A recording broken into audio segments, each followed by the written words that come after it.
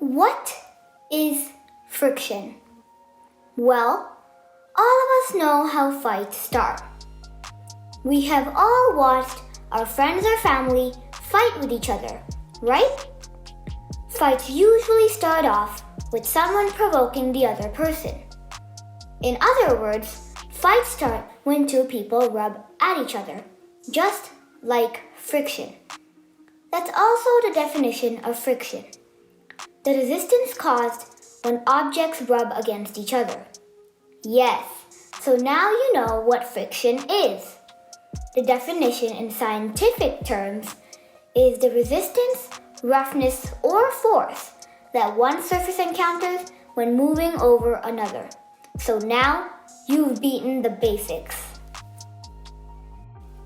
Who invented and discovered friction? Do you all know who invented and discovered friction? Artist, inventor, and scientist Leonardo da Vinci first discovered friction in 1493, but never showed his discovery to the world and kept it secret and uncovered in his books. In 1699, Guillaume Amontin rediscovered all of Leonardo da Vinci's laws, and the laws were named as the Amontin's 3 laws of friction. Later, approximately around 1826, chemist John Walker discovered that chemicals and friction on a stick can create a fire.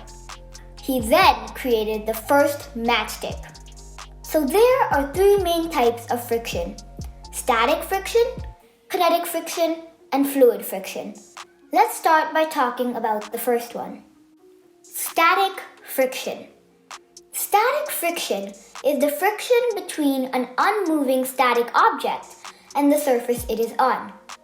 An example is, let's say we have a sofa. We're trying to move it to another place. Is the sofa and the ground facing static friction right now? No, it isn't. It will only start to face static friction if we push it. But when we try to push the sofa, it doesn't move. The ground and the sofa are facing static friction. But now, if we push the sofa with all our might, or have another person come help us, the sofa will move and it will be converted to kinetic friction. Kinetic friction. So let's now talk about kinetic friction.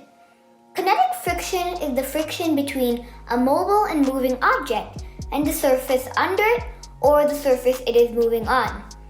An example is, let's say we are riding a bicycle at high speed. Suddenly, we stop pedaling, but we don't press the brakes. Even if we didn't press the brakes, eventually the bicycle slows down and comes to a stop. When you're riding the bicycle, it slows down and stops because of the resistance and the friction caused between the cycle tires and the surface of the ground.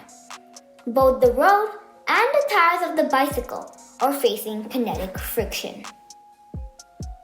Types of kinetic friction. Kinetic friction is again divided into 2 parts: sliding kinetic friction and rolling kinetic friction. Sliding kinetic friction is when an object slides on another object and they both feel the sliding friction. Examples of sliding friction are a sled sliding down the snow and a block of ice pushed across a road. Rolling kinetic friction is when an object rolls on top of another object and they both feel the rolling friction. Examples of rolling friction are throwing a bowling ball in a lane and riding a skateboard across a sidewalk. The bike that we were riding also was facing rolling kinetic friction. Fluid friction.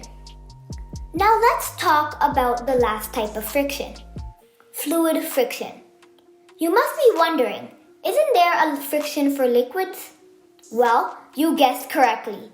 There is.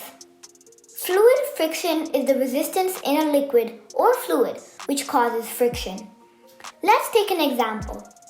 Let's say that we have 2 marbles.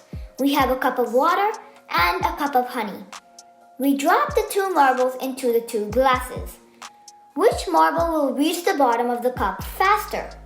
Well, of course, the marble in the water will reach the bottom in an instant, while the honey takes longer. The greater the viscosity or thickness of the liquid, the higher the fluid resistance. So now that we all know what friction is, let's talk about the fun facts about friction. Hiking shoes help us climb difficult mountains because of added sole friction. Parachutes are built on the principle of air friction. Cars would not need gas if there was no such thing as friction. Skating, skiing, and snowboarding are excellent examples of sliding kinetic friction. Car braking works on the principle of creating friction between the brake pads and the rotor. And the last one, we often fight with our loved ones because of friction. Obviously, this last item is just a joke. So, friction could be good and it could be bad at some time. But I hope you enjoyed this video. Please subscribe. Bye!